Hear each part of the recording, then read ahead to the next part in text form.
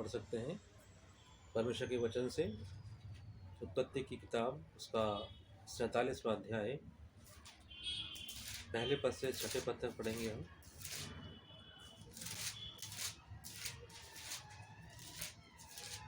तो यहाँ इस प्रकार से लिखा हुआ है, तब यूसुफ ने फिरौन के पास जाकर यह समाचार दिया, मेरा पिता और मेरे भाई और उनकी भेड़ बकरियां, गाय बैल और जो कुछ उनका है सब कनान देश से आ गया है, और अभी तो वे गोशेन देश में हैं। फिर उसने अपने भाइयों में से 5 जन लेकर फिरौन के सामने खड़े कर दिए। फिरौन ने उसके भाइयों से पूछा, तुम्हारा उद्यम क्या है? उन्होंने फिरौन से कहा, तेरे दास चरवाहे हैं और हमारे पुरखा भी ऐसे ही रहे। फिर उन्होंने फिरौन से कहा, हम इस देश में परदेसी की भांति रहने के लिए आए हैं, क्योंकि कनान देश में भारी अकाल होने के कारण तेरे दासों को भेड़ बकरियों के लिए चारा ना रहा, इसलिए अपने दासों को गोशेन देश में रहने की आज्ञा दे। तब फिरौन ने यूसुफ से कहा, तेरा पिता और तेरे भाई तेरे पास आ गए हैं, और मिस्र देश में तेरे सामने पड़ा है। इस देश का जो सबसे अच्छा भाग हो उसमें अपने पिता और भाइयों को बसा दे, अर्थात वे गोशेन ही में रहें। और यदि तू जानता हो कि उनमें से परिश्रमी पुरुष हैं तो उन्हें मेरे पशुओं के अधिकारी ठहरा दे। 11 पद ही पढ़ देता हूँ आपके लिए। लिखा है, तब यूसुफ ने अपने पिता और भाइयों को बसा दिया और फिरौन की आज्ञा के अनुसार मिस्र देश के अच्छे से अच्छे भाग में अर्थात रामसेस नामक प्रदेश में भूमि देकर उनको सौंप दिया। तो हम जब इसके वहाँ पर पढ़ते हैं तो इतना सारा पढ़ने का मेरा मकसद सिर्फ ये था कि हम ये जान पाएँ कि जब वो लोग आए कनान से इजराइली मिस्र में, तो यूसुफ ने या फिरौन ने उन्हें अच्छे से अच्छे स्थान में बसा दिया। वो स्थान कौन सा था? एक नाम यहाँ बार बार आपके सामने आ रहा है, गोशेन। सो इस शब्द का महत्व तो समझना जरूरी है। यदि हम इस बात को समझें कि उन्हें कहाँ बसाया गया, गोशेन में। गोशेन के नाम का अर्थ है ड्वेलिंग नियर या निकट आना, और गोशेन पर्याय है आराम और बहुतायत का। सो जब उन्हें गोशेन में बसाया गया, इसलिए मैंने पहले भी कहा था कि बाइबल में जो नाम दिए जाते हैं उनका एक तात्पर्य है, उनका एक अर्थ है। यदि उन अर्थों को हम समझेंगे तो हमें समझ में आएगा पुराना नियम नए नियम का प्रतिबिंब है, किस प्रकार से उसको प्रकट कर देता है। तो उन्हें गोशेन में बसाया गया। और गोशेन एक ऐसा स्थान है जो बहुत सर्वोत्तम भाग है, बहुत उपजाऊ है, बहुत बेहतर है, और वो आराम और बहुतायत का स्थान समझिए। और उसका अर्थ है निकट आना, यानी एक तरीके से आप समझिए कि परमेश्वर की निकटता को बयान करता हुआ शब्द है। गोशेन एक आध्यात्मिक स्थान है जो बाकी दुनिया से अलग है, बाकी दुनियाओं से उसका अलगाव है। वो एक आराम का स्थान है। तो यीशु मसीह ने जब कहा था मत्ती 11:28 में, तो उन्होंने यही तो कहा था, ये सब परिश्रम करने वाले बोझ से दबे लोगों मेरे पास आओ, मैं तुम्हें विश्राम दूंगा। तो हमें नहीं लगता कि यीशु मसीह हमें गोशेन में ही ले आए हैं। तो एक तो गोशेन फिजिकल हमारे सामने है, दूसरा गोशेन आत्मिक रूप से भी है। तो इसको हम साथ ही साथ जब कंपेयर करते जाते हैं तो हमें बात समझ में आती है। गोशेन का मतलब है निकट आना, और वो पर्याय है आराम और बहुतायत का। यदि इफ्सियों 2 अध्याय 13 पद कोई जन पढ़ें तो हम इसको और समझ पाएंगे। थोड़ा सा ध्यान दीजिएगा इस बात पर, जो भी लोग सुन रहे हैं ध्यान से सुनिएगा।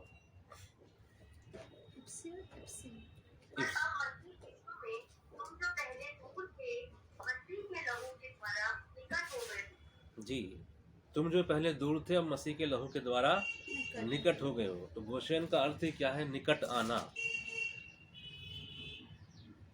तो जो दूर थे परमेश्वर से वो निकट आ गए।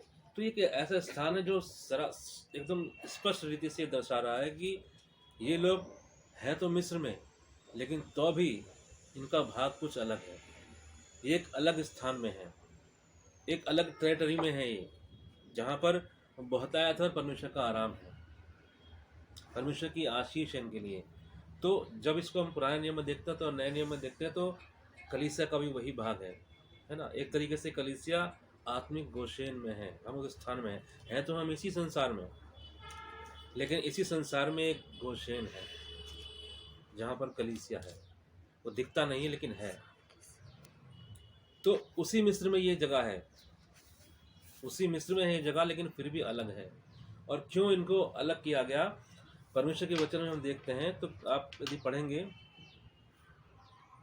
तो स्पष्ट रीति से कहा गया है कि जो मिस्री लोग थे वो चरवाहों से घृणा करते थे, उनको ये चीज़ें पसंद नहीं थी, तो उनको उन्होंने अलग स्थान में आराम से जाने दिया। और उनका एक अलग स्थान में जाना उनके लिए लाभकारी हुआ कि वो परमेश्वर के सम्मुख रह सके और अपने कल्चर, अपनी जो प्रभु ने उनको बातें दी थी उनका पालन कर पाए, मिस्री उसमें हस्तक्षेप नहीं कर पाए। एक अलग स्थान था उनके लिए। तो गोशेन की यदि आशीष को हम देखें तो उसकी सबसे पहली जो चीज़ है ना वो है सेपरेशन। यदि गोशेन की ब्लेसिंग को हम कोई व्यक्ति अपनी ज़िंदगी में देखना चाहे तो वो आती कैसे है, सेपरेशन से। वो थे मिस्र में लेकिन तो अभी सेपरेट थे। वैसे ही हम हैं इस संसार में लेकिन तो भी कुछ अलग है, आप एक सेपरेट हो। परमेश्वर के वचन में लिखा है भजन संहिता में 4:3 में कि परमेश्वर ने भक्त जन को अपने लिए अलग कर रखा है। आप हम इस संसार में हैं ज़रूर पर इस संसार के जैसे नहीं है। आपका स्थान एक अलग स्थान है, परमेश्वर ने अलग कर रखा है। दूसरा ग्रंथियों 6:14-18 में और उसका क्या कहता है, अधर्म का धर्म से क्या नाता, है ना, और मसीह का बलियाल के साथ क्या लगाओ। तो हम हैं इसी संसार में, उन्हीं लोगों के बीच उठते बैठते हैं, लेकिन तो भी वो तो एक फिजिकल गोशेन था, लेकिन आज के समय में कलीसिया एक आत्मिक गोशेन में है जहाँ वो परमेश्वर के निकट है। तुम जो पहले दूर थे अब मसीह के लहू के द्वारा निकट आ गए हो। तो एक आध्यात्मिक स्थान है एक तरीके से, और वो दर्शा देता है एक सेपरेशन को। तो यदि उस आशीष को हम देखना चाहते हैं तो कई बार जिंदगी में आप देखिए उसकी जो तरीके से डिमांड कह लीजिए, कुछ भी कह लीजिए, वो सेपरेशन है। वो उसके साथ मिक्स हो नहीं सकता, मिस्र के साथ नहीं होगा, है मिस्र में ही, लेकिन तो भी वो एक अलग स्थान है। आगे जाकर जब इसके बारे में हम और देखेंगे तो आप समझ पाओगे कैसे अलग हो गया। खुद परमेश्वर नहीं बातें कहीं उनसे। तो कई बार जिंदगी में आप देखोगे जब परमेश्वर ने ये कहा कि परमेश्वर ने भक्त जन को अपने लिए अलग कर रखा है, और यदि आप भजन संहिता 91 का 1 पढ़ेंगे तो वहाँ भी क्या लिखा है, जो परम प्रधान के छाए हुए स्थान में बैठा रहे वो सर्वशक्तिमान की छाया में ठिकाना पाएगा। ये आध्यात्मिक गोशेन जिसको हम समझ रहे आज की तारीख में, आज के समय में, वो तो फिजिकल रूप से था मिस्र में ही, लेकिन तो भी उससे अलग था, बहुत अलग। एक वो आराम और बहुतायत का पर्याय था। सबसे बेहतर स्थान में उनको बसाया गया, यूसुफ ने उनको बसाया। और यदि आप देखिए उन्हें इस गोशेन में लाने के लिए ऐसे ही मुफ्त में नहीं आ गए वो, कि उन्होंने मुंह उठाया कनान से और आगे वो गोशेन में मिस्र में रहते हुए वो एक ऐसे स्थान पहुंच गए जो भरपूरी का स्थान है, या जहाँ पर बहुत कुछ उनके लिए है मौजूद। इसके लिए किसी ने कष्ट उठाया था, कौन था जानते हैं, खुद उनका भाई यूसुफ। उसने पेमेंट की है, पेड किया है, बहुत कष्ट उठाया, जेल खाने गया, झूठे इल्ज़ाम सहे, और आप पर मुझे आत्मिक गोशेन में लाने के लिए जानते हैं किसी ने कुछ पेड किया है। कौन है वो, यीशु मसीह। ऐसे नहीं आ गए हम कि हम इस संसार में होते हुए भी सेपरेट हैं। इस संसार पर तो विपत्तियां पड़ती, लेकिन परमेश्वर अपने लोगों को बचा लेता है। उसका दूत, उनके स्वर्गदूत चारों छावनी के रहते, जैसे चारों पहाड़ यरूशलेम के, वैसे ही परमेश्वर अपने लोगों को चारों ओर से घेरे हुए हैं। आप हैं इस संसार में, लेकिन आप एक ऐसे स्थान पर हैं जहाँ परमेश्वर का छाया हुआ स्थान है। वो बहुतायत का स्थान और आराम का स्थान है। प्रभु ने कहा मेरे पास आओ, मैं तुम्हें विश्राम दूंगा। हम एक ऐसे स्थान पर आ चुके हैं, किसके द्वारा, यीशु मसीह के लहू के द्वारा। वहाँ यूसुफ ने कष्ट सहा। यूसुफ का जो चरित्र है पुराने नियम में वो यीशु मसीह को रिफ्लेक्ट करता है, उसको हम कंपेयर कर सकते हैं। तो वहाँ यूसुफ ने कष्ट सहा, तब उसके भाइयों को, उसके पिता को, उसके कौम के लोगों को वो स्थान मिला जहाँ पर बहुतायत और आराम है, और जिसके नाम का अर्थ है निकट आना। वो जो दूर थे अब निकट आ गए, यूसुफ के निकट आ गए दूर से पहले। वैसे ही हम परमेश्वर के निकट आए उसके पुत्र के लहू के द्वारा, जब उसने अपना लहू का कतरा कतरा मुझे और आपको निकट लाने के लिए, परमेश्वर के निकट लाने के लिए बहाया। तो हम आज एक ऐसे स्थान पर हैं, उसके छाए हुए स्थान में मैं और आप आ चुके हैं। और ये स्थान जो है हमेशा मिस्र से सेपरेट है। मिस्र में होते हुए भी ये अलग है। इस सेपरेशन, इसकी शुरुआत है। सो कभी कभी आप अपनी ज़िंदगी में इस बात को देखोगे कि परमेश्वर कुछ बातों को, कुछ चीज़ों को, कुछ लोगों को आपके जीवन से सेपरेट कर देगा या आपको उनसे सेपरेट करेगा। क्यों? क्योंकि वो आपके गोशेन के आड़े पड़े हुए हैं। मिस्रियों के साथ प्रभु ने उनको मिलने जुलने नहीं दिया, क्योंकि यदि ऐसा होता तो फिर वो अपनी संस्कृति, अपनी चीज़ों को फॉलो ना कर पाते।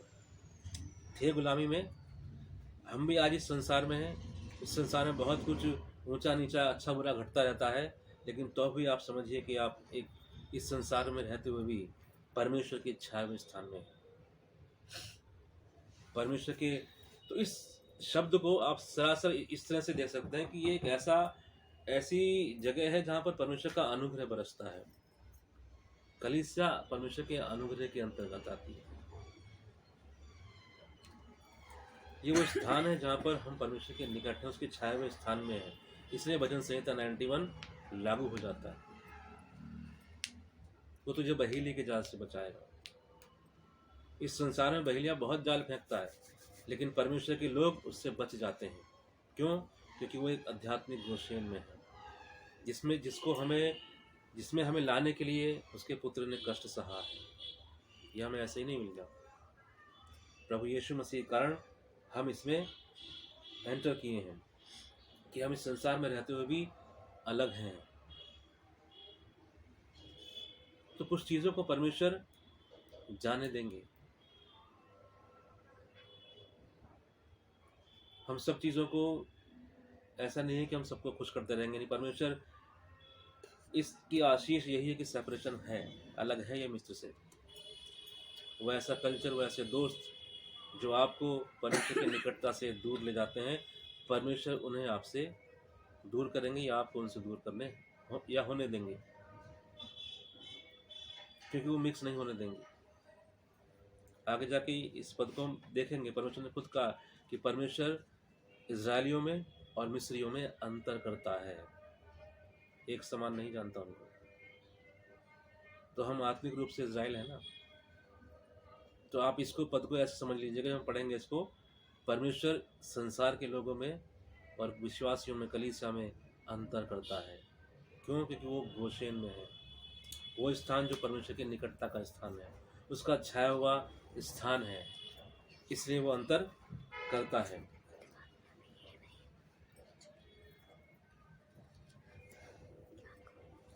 यूहन्ना 15 अध्याय का 18 पद पढ़िएगा। कोई जन लुका 23:3 पढ़िए।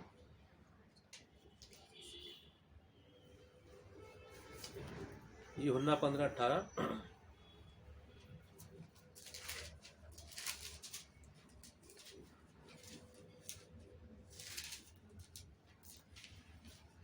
पढ़ो जी। यदि संसार तुमसे बैर रखता है तो तुम जानते हो कि उसने तुमसे पहले मुझसे बैर रखा। जी, यदि संसार तुमसे बैर रखता है, तुम जानते हो उसने तुमसे पहले मुझसे बैर रखता है। तो संसार के साथ एक सेपरेशन है, वो साफ साफ दिखाई देगा आपको बहुत सारी बातों में। सो परमेश्वर ऐसा होने की वजह, इसलिए कि यदि ऐसा हो जाता, इसी सेपरेशन के कारण जो मिस्री की शिक्षाओं से इजरायली खुद को अलग रख पाए तरीके से। तो गोशेन की आशीष के लिए परमेश्वर विरोधी चीज़ों से सेपरेशन होने देते हैं, वो ज़रूरी है। कुछ चीज़ें मुझे और आपको अपनी ज़िंदगी में बहुत अजीज लग सकती हैं, लेकिन हमको ये देखना होगा, यदि परमेश्वर ने उन्हें हमसे अलग जाने दिया है या होने दिया है, तो कहीं ना कहीं वो रुकावट है उन बातों में जिनमें परमेश्वर हमें देखना चाहता है। वो आपको परमेश्वर की वचन में, उसकी शिक्षा में बढ़ने में रुकावट है, इसलिए परमेश्वर ने उनको अलग होने दिया है। सो कभी कभी आशीर्वाद के लिए अलगाव की आवश्यकता होती है। यह है मिस्र में, लेकिन एक अलग स्थान पर है। मिस्रियों ने खुद ही नहीं चाहा कि हमारे कल्चर के साथ मिक्स हो या हम इन्हें समझे कुछ। क्योंकि वो चरवाहों से घृणा करते थे, इस काम से घृणा करते थे।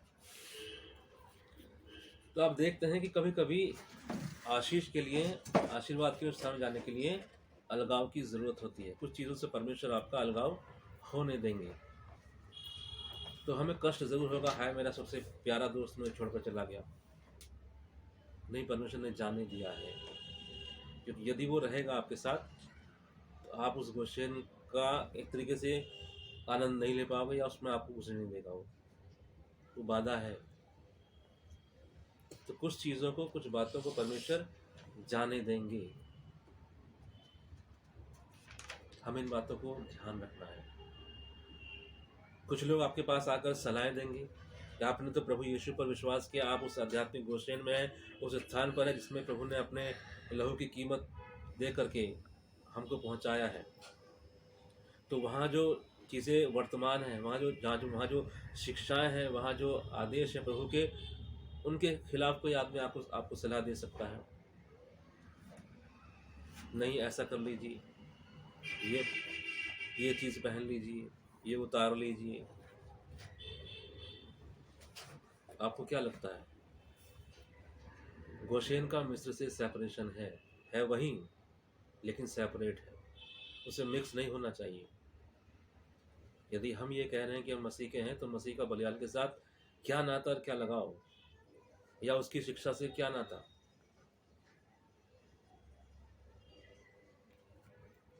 कोई आपको कुछ भी सलाह देगा आके, आपको ये पता होना चाहिए कि आप कहाँ आ गए हैं। आप हो मिस्र में, आप हो इस संसार में, लेकिन आप गोशेन में हो।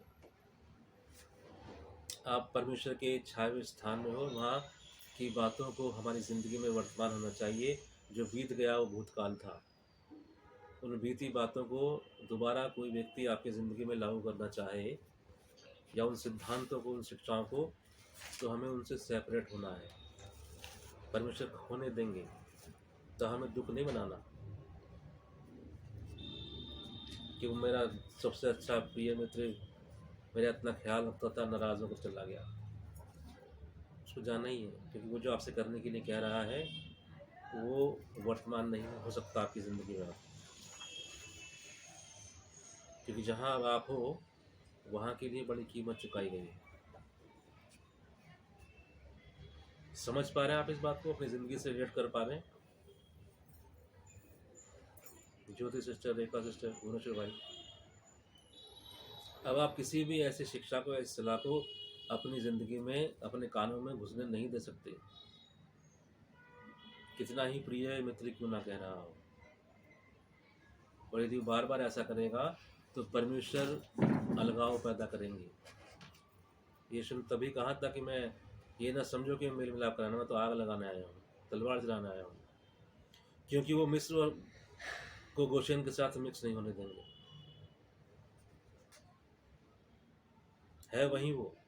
मैं फिर बार बार इस बात को दोहरा रहा हूँ, आप हो इसी संसार में, शायद बार बार उन चीज़ों को आप देखोगे भी, लेकिन तो भी आप उनका पार्ट नहीं हो, और ना वो आपको अपना पार्ट समझेंगे। उन्होंने हरे पेड़ के साथ किया तो सूखों के साथ क्या ना करेंगे। तो इसलिए ये सेपरेशन बहुत ज़रूरी हो जाता है। अलगाव भी कई बार आशीर्वाद के लिए ज़रूरी हो जाता है। परमेश्वर ये चीज़ें होने देते हैं। आप सोचिए, यदि यूसुफ को गड्ढे में ना फेंका जाता, पोतीपर की बीवी इल्ज़ाम ना लगाती, जेल खाने में ना जाता, तो प्रधानमंत्री बनता क्या? और नहीं बनता तो क्या उसके खानदान को, उसके लोगों को, उसी कौम के लोगों को अकाल में रोटी मिलती या नहीं मिलता खाने के लिए? यदि यूसुफ वहां ना होता तो क्या मिल जाता? क्या कोई उन पर इतना अनुग्रह करता? नहीं करता। तो उस समय का अलगाव, तभी तो यूसुफ ने कहा था, जब उसके भाई उसके सामने रोने लगे कि हमने तेरे साथ बहुत बुरा किया है, तब उसने कहा कि तो परमेश्वर नहीं होने दिया। आपने सबने पढ़ा होगा ये बातें वहां पर, जो यूसुफ उसने कहता है। तो कई बार कुछ चीज़ों में परमेश्वर हमारे लिए, तभी तो रोमियो पौलुस बात को कहता ना, परमेश्वर ने कहा रोमियो 8:28 में कि जो लोग परमेश्वर से प्रेम करते हैं उनके लिए सब बातें मिलकर भलाई ही को उत्पन्न करती हैं। यूँ तो गुड फ्राइडे एक तरीके से दुख का दिन समझा जाना चाहिए, लेकिन फिर उसे गुड कहते हैं ना, क्योंकि हमारे लिए तो भला हो गया। यीशु तो क्रूस पर चढ़ा लेकिन हमारे लिए भला हो गया। यूसुफ ने कष्ट तो सहा लेकिन सारी इज़राइल कौम के लिए भला हो गया। जब अकाल पड़ा तो सबको खाने के लिए मिल गया। लेकिन इससे पहले तो अलगाव हुआ था ना, यूसुफ को उनसे जुदा होना पड़ा। तो कई बार आशीष के लिए अलगाव भी ज़रूरी होता है, और कुछ चीज़ों को परमेश्वर जाने देते हैं एक विशेष उद्देश्य के लिए, और कुछ चीज़ों को इसलिए जान देते हैं क्योंकि वो बाधा है आपकी आत्मिक उन्नति में। तो जो गोशेन है उसमें क्या हमको आशीष मिलती है, क्या उसमें चीज़ें देखने को मिलती हैं। सबसे पहली बात वहाँ पर सुरक्षा है। ठीक है, जब इसको हम पढ़ेंगे आगे जाके तो आप इन बातों को समझ पाओगे कि क्यों ये शब्द यहाँ पर इसके साथ जोड़े गए हैं। वहाँ परमेश्वर की आपूर्ति है, आश्चर्य कर्म है, परमेश्वर का मार्गदर्शन मिलता है, उन्नति है, बढ़ोतरी है, वृद्धि है, और स्पिरिचुअल ग्रोथ है। उस स्थान पर परमेश्वर की उपस्थिति का अनुभव है। जो उसके छाए हुए स्थान में बैठा रहेगा वो उसकी उपस्थिति का अनुभव करता है। परमेश्वर पर भरोसा रखना सीखता है कोई व्यक्ति, उसे एक संगति मिलती है। ठीक है, जब मैं ये बातें बोल रहा हूँ तो आप इसको रिलेट कर पा रहे होंगे कि क्वेश्चन अब इस समय में क्या है। जब आप वो लोग यहाँ पर ऑनलाइन के माध्यम से जमा है या फिजिकली जमा होते हैं, ऑफलाइन जमा होते हैं, तो वो वही स्थान होता है एक तरीके से। या जब हम अपना पर्सनल डिवोशन प्रभु के साथ कर रहे होते हैं, उसके छाए स्थान में बैठे होते हैं, तो वही समय है। या जब हमने यीशु मसीह को विश्वास करके प्रभु यीशु मसीह को उद्धारकर्ता स्वीकार किया तो हम उस स्थान में आ गए हैं। बाकी की चीज़ें उसका पार्ट है। आपका संगति करना, पर्सनल डिवोशन करना उसका हिस्सा है। तो एक संगति मिल जाती है और प्रभु की सच्ची शांति उसको मिलती है। कहाँ पर? इसी स्थान पर, जो मिस्र में होते हुए भी उससे अलग है। कलीसिया इसी संसार में है लेकिन उससे अलग है। मुसीबतें, परेशानी, खराब हालात कई बार हमें इस स्थान के लिए तैयार करते हैं। तो पहली चीज़ तो सेपरेशन हमें दिखता है कि ये अलग है, होते हुए साथ में लेकिन अलग है। और कई बार हमें गोशेन में आने के लिए खराब परिस्थितियां जो हैं मदद करती हैं। इसलिए मैंने बताया कि परमेश्वर जो लोग प्रेम करते हैं उनके लिए सब बातें मिलकर भलाई ही को उत्पन्न करती हैं। तो यदि अकाल ना पड़ा होता कनान में तो क्या यहाँ पर आते? ठीक इसी प्रकार से कुछ चीजें लोगों की जिंदगी में परमेश्वर उथल पुथल होने देते हैं, क्योंकि जब वो होती हैं तब हम उस स्थान में जाते हैं। दाऊद लिखता है कि मुझे जो दुख हुआ ये मेरे लिए भलाई हुआ, ताकि मैं तेरी विधियों को सीख पाऊं। है ना, किसी ने गीत लिखा कि ये दुख आए हैं यूं कि दिल तेरा टूट जाए, इस दिल के टूट जाने से प्रभु की शरण तू जाए, क्योंकि प्रभु की शरण में जाना तो लाता सुकून जिंदगी में। तो यदि ऐसी कुछ चीजें नहीं होंगी जिंदगी में उथल पुथल, तो क्या हम उस स्थान पर जाने के लिए अग्रसर होंगे? नहीं होंगे। इसलिए परमेश्वर कुछ चीजों को हिला देते हैं। आपने बीते 3 सालों में देखा होगा कोरोना काल में क्या हुआ। चाहे तो परमेश्वर उसको ना होने देते हैं, कोई कितनी कोशिश कर ले, लेकिन उसने होने दिया, उसने चीजों को हिलने दिया ताकि लोग समझें कि उन्हें कहाँ पर होना चाहिए, उनको संगति का महत्व समझ में आए, उन्हें परमेश्वर के वचन को पढ़ने का महत्व समझ में आए, उन्हें समझ में आए कि जीवन तो परमेश्वर ही दे सकता है। हमारे विज्ञान ने कितनी तरक्की कर ली, कितनी मेडिसिन हमारे पास है, हमें बचा नहीं सकती यदि परमेश्वर न चाहे। तो परमेश्वर ने चीजों को हिलने दिया ताकि लोग इस स्थान की अहमियत को समझें, मूव करें इसकी तरफ, प्रभु की तरफ आए, उस छाए स्थान में आए जो आध्यात्मिक स्थान है। और आपने देखा होगा कि उस समय में यूं तो चर्चेस बंद हो गए थे, लेकिन अब उस समय घर घर में चर्च हो गया था कि लोग प्रार्थना करने लगे थे अपने घर पर। परमेश्वर ने मेगा चर्च बंद करके छोटे छोटे चर्च शुरू कर दिए थे उस समय, क्योंकि परमेश्वर चाह रहे थे कि लोग इस स्थान की तरफ कूच करें। तो उसने अकाल पड़ने दिया, चीजें हिलने दी, घोंसले को बार बार तोड़कर उसने चाहा कि सीखें हम उड़ना उससे। जब उसके नज़दीक जाएंगे ही नहीं तो उससे सीखेंगे कहाँ से। तो परमेश्वर चीज़ों को हिलने देते हैं, अलगाव होने देते हैं, परिस्थितियाँ कई बार बिगड़ने देते हैं, क्योंकि तभी हमें समझ में आता है इस स्थान की अहमियत, कि परमेश्वर का छाया हुआ स्थान मेरे लिए कितना ज़रूरी है। तब समझ में आता है लोगों को। तो ये तो छोटी सी पिक्चर थी कोरोना का समय, आगे न जाने क्या क्या होगा, लेकिन परमेश्वर का वचन वायदा करता है जो उसके छाया स्थान में बैठा रहेगा, परमेश्वर उसे बहेली के जाल से बचाएंगे, वो उड़ते तीर से उसे कुछ हानि ना होगी।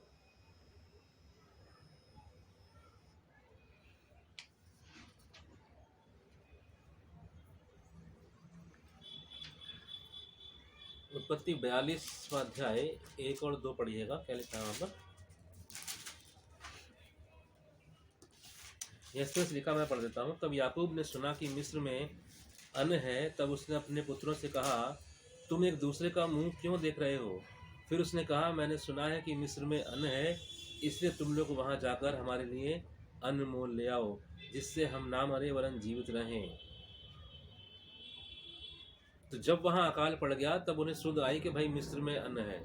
ऐसे ही जब चीज़ें बिगड़ती है ना, तब लोगों को सुध ही आती नहीं परमेश्वर के पास जीवन देने की सामर्थ्य है, वो चंगा कर सकता है। वरना आप लोगों को बताते रहिए भाई प्रभु के पास आइए, वो आपकी ज़िंदगी को बेहतर करते, लेकिन जब तक पूरी रीति से टूट नहीं जाते ना, वो इस तरफ मूव नहीं करते। इसलिए परमेश्वर ने वो स्थितियां आने दी ताकि लोग ये समझें कि उनके लिए जीवन कहाँ पर है। जीवन इस संसार की बातों में नहीं है, इस संसार की मौज मजी में नहीं है जो 2019 से पहले लोग लगे हुए थे। पर कुछ हिलाया गया, लोगों को समझ में आया कि जीवन कहाँ पर है, वो परमेश्वर के हाथों में है। तो यदि वहाँ अकालना पड़ता तो इनको लगता नहीं कि वहाँ हमें जाना चाहिए। तो मिस्र एक ऐसा स्थान है जो परमेश्वर की बातों की विपरीत ही है। तो संसार भी एक ऐसा स्थान है जो बिल्कुल परमेश्वर से, क्योंकि वचन कहता है कि संसार से प्रेम करना तो परमेश्वर से बैर करना है, क्योंकि संसार परमेश्वर की बातों को नहीं समझता, न मानता है। लेकिन इसी संसार में एक है,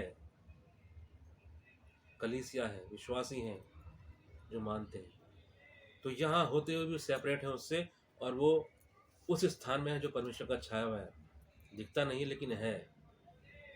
वो परमेश्वर के अनुग्रह में है, उसकी दया में है। तो जब हम बुरे दौर से गुजर रहे हैं तो बुरे दौर आपको गोशेन तक ले जाने का जरिया हो सकते हैं, होते हैं। गोशेन का अर्थ क्या है? ड्वेलिंग नियर, निकट आना। तुम जो पहले दूर थे अब उसके पुत्र के लहू के द्वारा निकट आ गए हो। तो कुछ तो पहले ही विश्वास करके उसके निकट आ गए हैं, कुछ को आने की जरूरत है। तब परमेश्वर चीज़ों को हिलने देते हैं, लोग इसकी अहमियत को समझ सकें। सो विश्वासी जो है इसकी आशीष में है ना, इसी स्थान की आशीष में है। लेकिन कई बार इसको अनुभव क्यों नहीं करते? जानते क्यों? क्योंकि बहुतों को इसका एहसास ही नहीं है। तो यदि हम उसका हमें एहसास नहीं होगा, हम फोकस नहीं होगा, उसके बाद इसके प्रति हम सचेत नहीं है कि हम कहाँ पर हैं, तो उसकी आशीष को भी हम कैसे अनुभव कर पाएंगे? हम यहाँ पर परमेश्वर के छाए हुए स्थान में होते हुए भी हमें डर लगता रहेगा, हमें चिंता रहे, क्योंकि हम इस बात के प्रति सचेत नहीं है कि मैं कहाँ बैठा हूँ। हमें इस बात का एहसास नहीं है कि प्रभु यीशु मसीह में हमने क्या पा लिया है। जब तक हम उसके प्रति सचेत नहीं होंगे, हम उसकी आशीष को भी देख नहीं पाएंगे। तो ये बहुत ज़रूरी है कि जब विश्वासी लोग प्रभु यीशु पर विश्वास करके उद्धार पाए हैं, उस स्थान में आ गए हैं, तो अपनी चेतना को, अपनी सोच, अपनी समझ को भी हम उसके अनुसार करें। तभी पौलुस कहता है कि तुम्हारे मन के नए हो जाने से तुम्हारा चाल चलन बदलता जाए। हे भाइयों, मैं तुम्हें परमेश्वर की दया स्मरण दिलाकर कहता हूँ, कई बार हम सचेत नहीं होते कि हम कहाँ पर हैं। वजह जानते हैं? क्योंकि हम ये जो स्थान है मिस्र में ही है।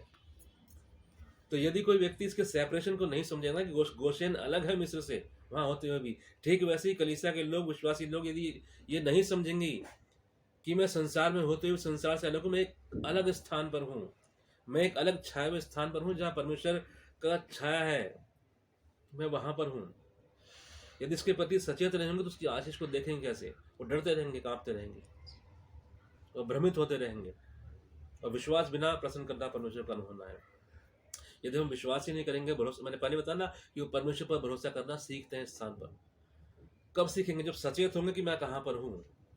तो यदि हम इसके प्रति सचेत ही नहीं है, फोकस ही नहीं है कि हम परमेश्वर के अनुग्रह के स्थान पर हैं, उसके अनुग्रह के सिंहासन के हमें सम्मुख आने का हियाव मिल चुका है, यदि हम सचेत ही नहीं है तो इसका लाभ कैसे उठाएंगे? वो शैतान बार बार खेलता रहेगा दिमाग से।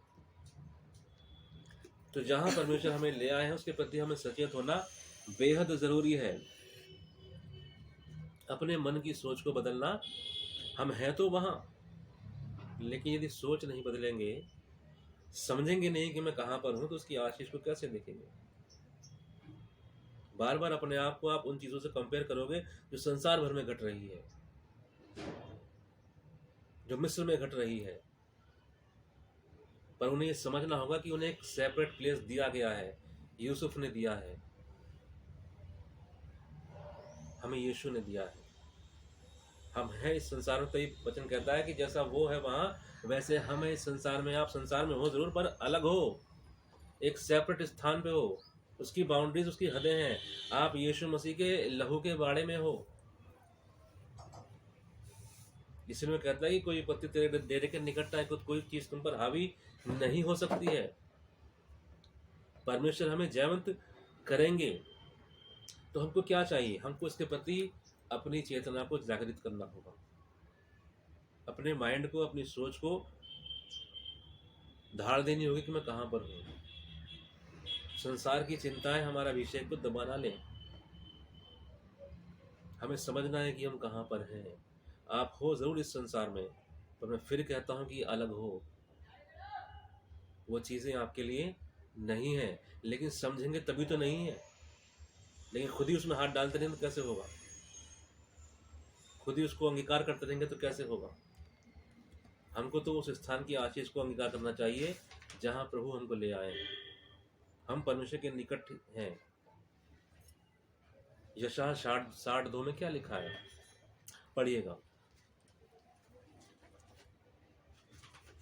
यशायाह 60वां अध्याय 2 पद।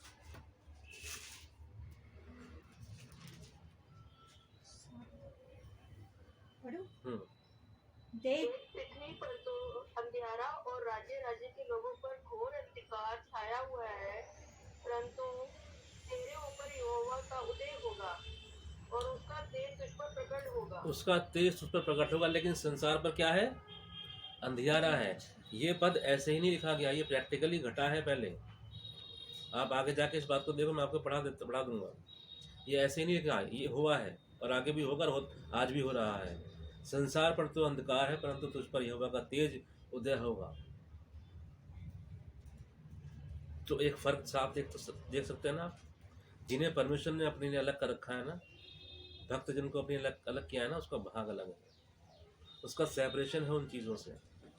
क्योंकि वो एक उस स्थान पर होते हुए भी एक वो अलग दायरे में है, एक अलग हदों में है, एक अलग बाउंड्री में है। उसके चारों ओर प्रभु यीशु मसीह के लहू का बाड़ा खिंचा हुआ है। प्रभु हमको वहां पर ले आए हैं। तो यदि मैंने आप सभी को बताया था कि हमें पढ़ना है निर्गमन की पुस्तक से 7वें अध्याय से 12 तक, तो मैं आपको वहां पर ले चलता हूं ताकि इसका संदर्भ हम समझ पाए, क्योंकि बिना इसके हम इस बात को समझ नहीं पाएंगे। तो मैं आपके लिए जल्दी जल्दी से बोल देता हूँ कुछ पदों को, ताकि हम समझ पाएँ। हमको ये मालूम है, जब मूसा इजराइलियों को मिस्र से निकाल लाने के लिए गया और फिरौन नहीं मान रहा था, तो परमेश्वर ने विपत्तियाँ भेजी थी वहाँ पर। तो उन विपत्ति के बारे में आप देखिएगा तो आपको समझ में आएगा कि क्या सेपरेशन है। ठीक है, मैं आपके लिए 8वें अध्याय का 22 पद पढ़ देता हूँ, या 20 से पढ़ देता हूँ, जहाँ दासों के झुंड को भेजा गया। फिर यहोवा ने मूसा से कहा, सवेरे उठकर फिरौन के सामने खड़ा होना, वह तो जल की ओर आएगा, और उससे कहना, यहोवा तुझसे यह कहता है कि मेरी प्रजा के लोगों को जाने दे कि वे मेरी उपासना करें। यदि तू मेरी प्रजा को ना जाने देगा तो सुन, मैं तुझ पर और तेरे कर्मचारियों और तेरी प्रजा पर और तेरे घरों में झुंड के झुंड डांस भेजूंगा, और मिस्रियों के घर और उनके रहने की भूमि भी डांसों से भर जाएगी। उस दिन गोशेन देश को जिसमें मेरी प्रजा रहती है अलग करूँगा और उसमें डांसों के झुंड ना होंगे। ठीक है, गोशेन का सेपरेशन आप देख रहे हैं। ठीक है, फिर इसके बाद में आपके लिए पढ़ देता हूँ 9वें अध्याय का 4था पद। परंतु यहोवा इस्राएलियों के पशुओं में और मिस्रियों के पशुओं में ऐसा अंतर करेगा कि जो इस्राएल के हैं उनमें से कोई भी ना मरेगा। अभी जो देर से हम बात कर रहे हैं मिस्र में ही गोशेन है, लेकिन उसमें एक सेपरेशन है। उन सारे पदों को आप यहाँ पर देख सकते हैं। गोशेन के पशु नहीं मरेंगे, मिस्र के मर जाएंगे, जबकि वो मिस्र में ही है।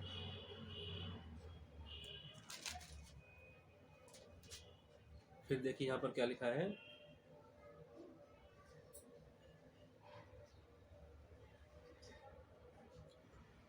9वें अध्याय के 25 पद से पढ़ता हूँ। इसलिए मिस्र भर के खेतों में क्या मनुष्य क्या पशु जितने थे सब ओलों से मारे गए, और ओलों से खेत की सारी उपज नष्ट हो गई, और मैदान के सब वृक्ष भी टूट गए।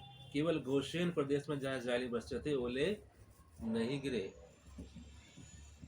है तो वहीं, कितना दूर होगा, आप हैं तो इस संसार में, पर ओले आप पे नहीं गिरेंगे। अब ये आत्मिक रूप से ऐसा नहीं कि कभी बरसात होगी ओले पड़ेगा तो आपके ओले पड़ेंगे। ये किसी वजह से लिखा गया है कि परमेश्वर सुरक्षा देता है। आप हैं इस संसार में जरूर, लेकिन परमेश्वर की सुरक्षा में है, उसकी सेफ्टी में है। आपके लिए आश्चर्यक्रम परमेश्वर की ओर से आएंगी, आपूर्ति परमेश्वर की ओर से आएगी, शांति प्रभु की ओर से आएगी।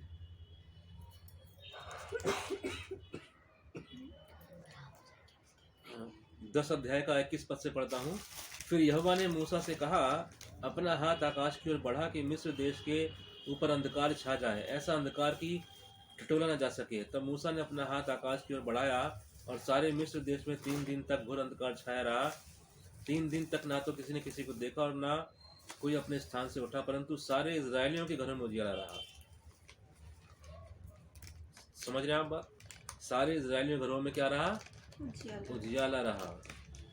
इसलिए वो कहता है कि संसार में तो अंधकार है, परंतु तुझ पर मेरा तेज उदय होगा। तो ये घटना घट चुकी है, अब भी घट रही है और आगे भी घटती रहेगी।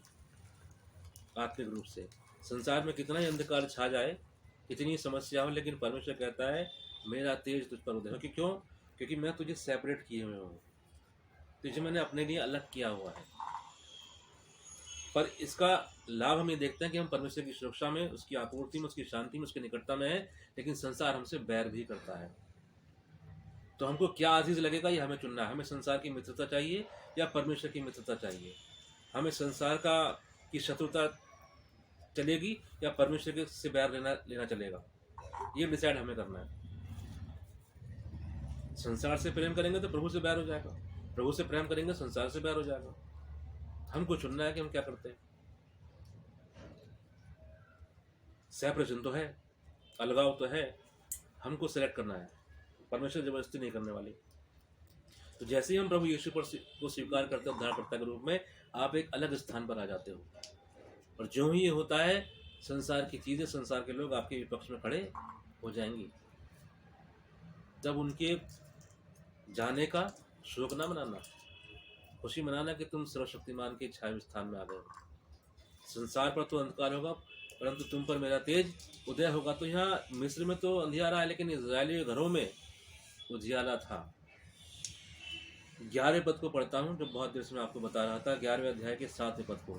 पर इजरायलियों के विरुद्ध क्या मनुष्य क्या पशु, किसी पर कोई कुत्ता भी ना भौंकेगा, जिससे तुम जान लो कि मिस्रियों और इजरायलियों में यहोवा अंतर करता है।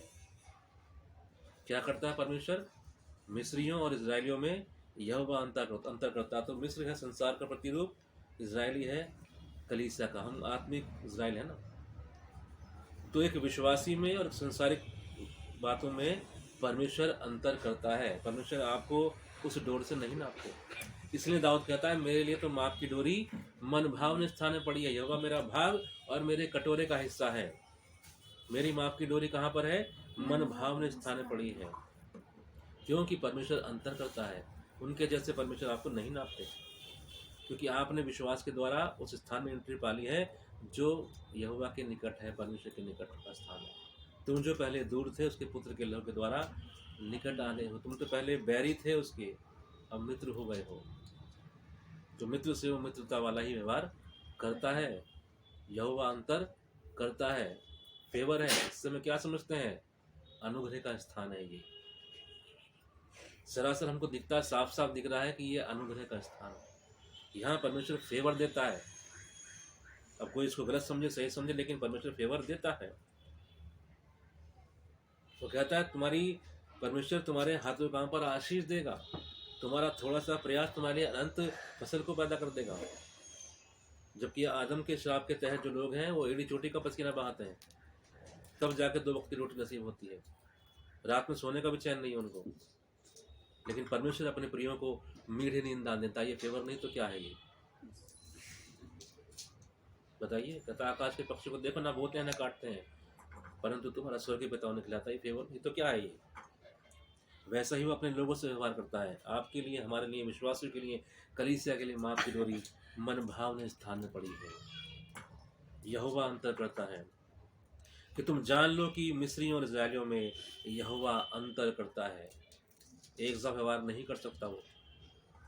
क्यों? कि किसी ने उन्हें इस स्थान में लाने के लिए कीमत चुकाई है।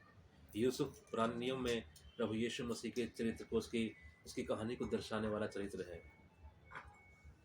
प्रभु यीशु ने कीमत चुकाई है मुझे और आपको यहाँ पर लाने के लिए। और जितनों ने इस बात पर विश्वास कर लिया, चेलों ने पूछा हम क्या काम करें? यीशु ने कहा जिसे उसने भेजा उस पर विश्वास कर लो, यही काम करो। और जितनों ने ये कर लिया है वो परमेश्वर के फेवर के अंतर्गत आ गए हैं, उसके अनुग्रह में आ गए हैं। इसलिए परमेश्वर उनमें और जो यीशु पर विश्वास नहीं करते अंतर करता है। एक सा ट्रीटमेंट नहीं दे सकता।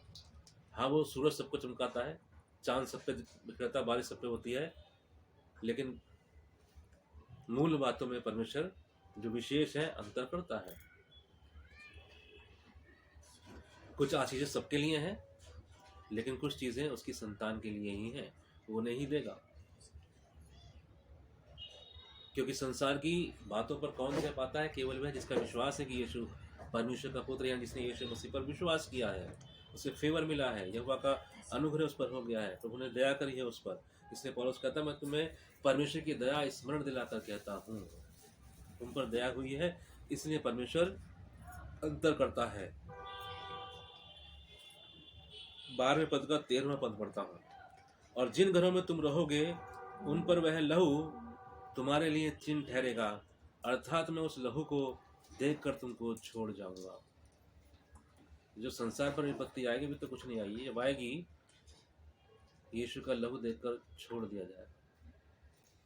और जब मैं मिस्र देश के लोगों को मारूंगा तब वह विपत्ति तुम पर ना पड़ेगी और तुम नष्ट ना होगे।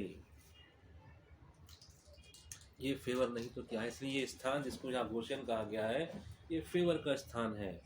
वहाँ उजियाला रहा, वहाँ पर ओले नहीं पड़े, वहाँ डांस भी नहीं गई, जबकि वो बहुत आसपास ही हो।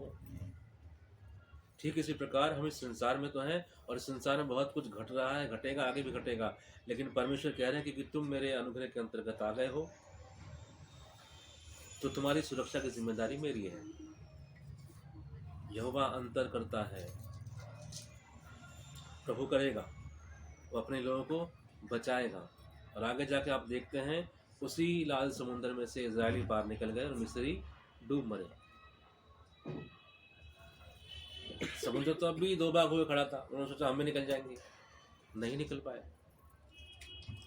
तो जिंदगी में जब परेशानियां होंगी, कठिनाइयां होंगी, आप साफ साफ देखोगी एक व्यक्ति जो यीशु का नाम लेकर आगे बढ़ेगा उससे निकल जाएगा, क्योंकि वहाँ परमेश्वर का फेवर मौजूद होगा, उसका अनुग्रह मौजूद होगा। लाल समुद्र जब तक इजरायली वहाँ से निकल रहे हैं वो वापस समुद्र में कन्वर्ट नहीं होने वाला, वो 2 भागों में बटा रहेगा।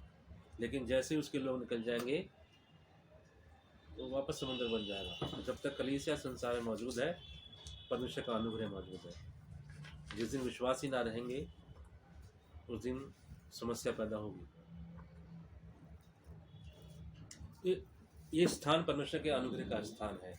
जो परम प्रधान के छाया स्थान में बैठा रहे उसकी छाया में ठिकाना पाएगा। और दाऊद ने भी ये भजन ऐसे ही नहीं लिख दिया। इसके पीछे कहानी है कि जब दाऊद परमेश्वर के वाचा के संदूक को लेकर के आया तो उसने उसको एक बड़ी जगह पर रखा, चोटी पर रखा संभवतः, और वहाँ उस पर छाया जो पड़ती थी, सूरज की इसमें परछाई जो आती थी, लोग वहाँ पर उस छाया में बैठा करते थे या प्रभु की वो सिजदा किया करते थे। इसके पीछे इस प्रकार की कुछ कहानी है। तो समझें कि हम जब उसके छाया स्थान में बैठे रहते हैं तो हम उसमें ठिकाना पाते हैं। परमेश्वर का नाम एक दृढ़ गढ़ है और धर्मी भागकर उसमें छिप जाता है, शरण पाता और बच जाता है। तो प्रभु की संगति में समय देना है ना। मती 6:6 पढ़िएगा। मती 6 अध्याय 6 पद में क्या लिखा है? कोई जन जल्दी से पढ़े।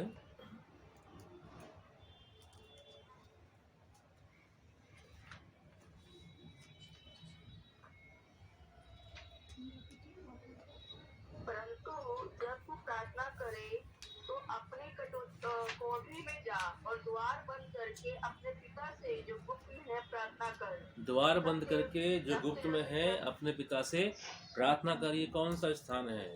ये वही आत्मिक गोशेन है जहाँ सुरक्षा है, जहाँ आपूर्ति है। और जब हम कलीसिया रूप से जमा होते हैं वो कौन सा स्थान है? लोग कई बार इन चीज़ों को इग्नोर करते हैं ना। अरे क्या संगति में ज्वाइन करना, क्या चर्च में जाना, आप नहीं जानते आप क्या मिस कर रहे हो। संसार पर अंधकार आने वाला है, लेकिन आप अपने आप को परमेश्वर के प्रकाश के लिए तैयार कर रहे हो। और उसमें एक सेपरेशन है, आप उस सेपरेशन को क्रॉस नहीं कर सकते। आप करोगे तो आप समस्या में आओगे। तो इसलिए बेहद ज़रूरी है उसके छाया स्थान में बैठा रहना। और सबसे मुख्य बात, प्रभु यीशु मसीह के लहू में जो नई वाचा प्रभु ने निर्धारित की, उसके अंतर्गत खुद को ले आना विश्वास के द्वारा। लिखा है, विश्वास के द्वारा अनुग्रह ही से तुम्हारा उद्धार हुआ है। विश्वास कर लेना उसके पुत्र पर, उसके बलिदान पर, उसके पूर्ण कार्य पर, आप उस वाचा में आ जाते हो, जो हकीकत में सबसे पहला कदम है उस गोशेन में प्रवेश करने का। एक दिन तो हम वहाँ अनंत राज्य में प्रवेश कर जाएंगे, लेकिन जब तक हम इस संसार में हैं, है ना। मिस्र से दर्शाता संसार की बात ना, वो संसार को, लेकिन इसी मिस्र में एक गोशेन है जो सेपरेट है उससे।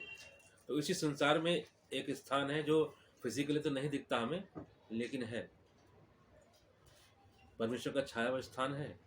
जितने उसमें प्रवेश कर गए हैं वो बचे रहते हैं, अनुग्रह में रहते हैं। नोहा की नाव में जो आ गए थे वो बच गए। यीशु मसीह के नाम के तले जो आ गए हैं वो बचेंगे, वो जीवन पाएंगे। क्यों? क्योंकि वो परमेश्वर के छाया स्थान में आ चुके हैं। तो आत्मिक रूप से जब हम परमेश्वर के वचन को पढ़ते हैं, उसके से प्रार्थना करते हैं, संगति में होते हैं, एक दूसरे के साथ हम संगति करते हैं, प्रभु की महिमा करते हैं, और जब नई वाचा के तहत हम परमेश्वर के अनुग्रह के अधीन आ जाते हैं, तो ये आत्मिक गोशेन ही तो है जहाँ हम फेवर प्राप्त करते हैं परमेश्वर का।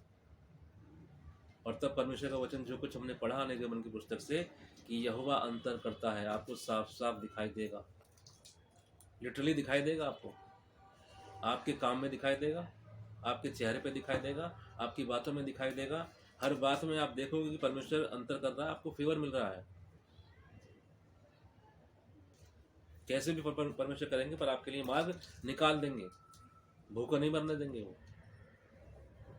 क्योंकि आप कहाँ पर आ गए? वो मिस्र में ही, लेकिन गोशेन में हो। वो संसार में ही, लेकिन परमेश्वर के छाया स्थान में। आप परमेश्वर के वचन को पढ़ते हो, उससे प्रार्थना करते हो, उससे मांगते हो, आप उसकी कलीसिया संगति में जुड़े हो, वो भी वही स्थान है। आप नई वाचा के अधीन आ चुके हो। सबसे महत्वपूर्ण तो यही है, आत्मिक गोशेन यही है जो मैं समझता हूँ।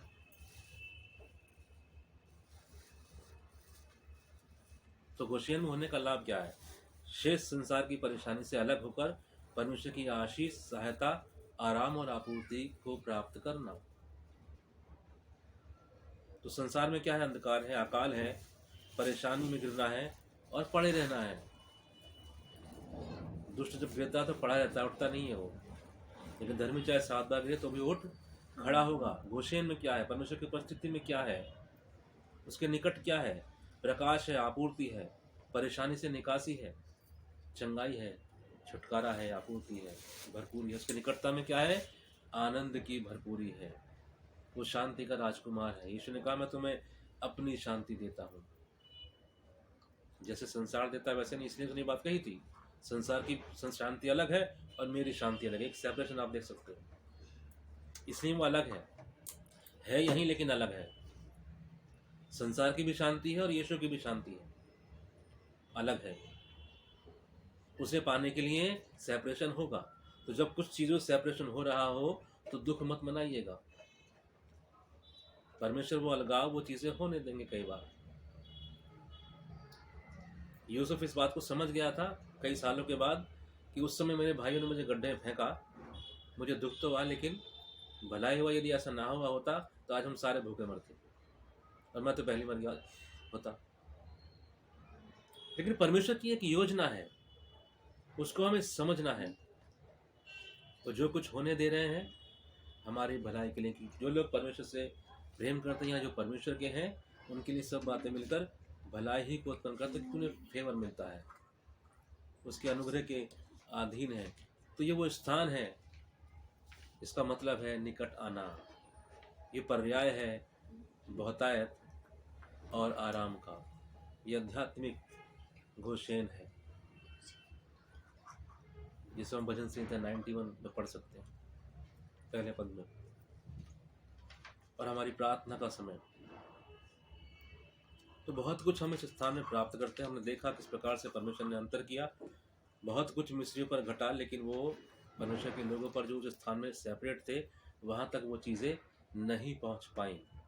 प्रभु ने उनको बचाया है। ना उनके पहलौठे मारे गए, ना जानवर मारे गए, प्रभु ने बचाया, क्योंकि वो एक सेपरेट स्थान में थे। तो हम भी इस बात को समझें। बड़ी बात क्या है? इस चीज़ के प्रति सचेत रहना कि प्रभु मुझे कहाँ ले आए हैं। कहाँ ले आए हैं? एक छाए हुए स्थान में ले आए हैं, एक अनुग्रह के प्लेस पर ले आए। इसलिए दाऊद इन सब बातों को बहुत पहले समझ करके, उस समय में ये बातें समझनी कठिन थी, लेकिन वो आत्मा की रीति पर समझ लिया करता था। यहोवा मेरा चरवाहा है, मुझे कुछ घटी ना होगी। वो मुझे कहाँ ले जाएगा? हरी हरी चराइयों में। इस्राएल कहाँ ले गया? उसने कहा जो प्रदेश सबसे अच्छा हो ना, हरा भरा, वहाँ इन्हें बसा दे। वो गोशेन था। वो मुझे हरी हरी चराइयों में ले चलता है, वो मुझे कुछ घटी ना होने दे। चाहे मैं घोर अंधकार से भरे तरह में चलूँ तो मुझे कुछ हानि ना होगी, क्योंकि हमारे इस संसार में तो चीज़ें होंगी, लेकिन परमेश्वर एक सेपरेशन बनाए हुए हैं, आपको एक बाड़े में रखे हुए हैं। और कई बार अपनी ज़िंदगियों में हमने सबने ये बातें अनुभव की हैं, उस सेपरेशन को देखा है हमने, कैसे परमेश्वर ने दर्शा दिया कि तुम अलग हो। इस संसार में जो कुछ घट रहा है आप उसका पार्ट ज़रूर हो, पर उसे मैं आप पर हावी कभी ना होने दूंगा। लेकिन किन के साथ ही हो जाता है, हो पाता है? जो इसके प्रति सचेत होते हैं, कॉन्शियस होते हैं। अब कुछ लोग तो अपने ही पाप के प्रति, अपनी बातों के प्रति, नियम कानून के प्रति इतने कॉन्शियस, सेल्फ राइचस के प्रति इतने कॉन्शियस होते हैं, वो प्रभु पर विश्वास करते हुए भी इस बातों का लाभ जिंदगी में देख नहीं पाते। क्यों? क्योंकि वो सचेत नहीं है इसके प्रति।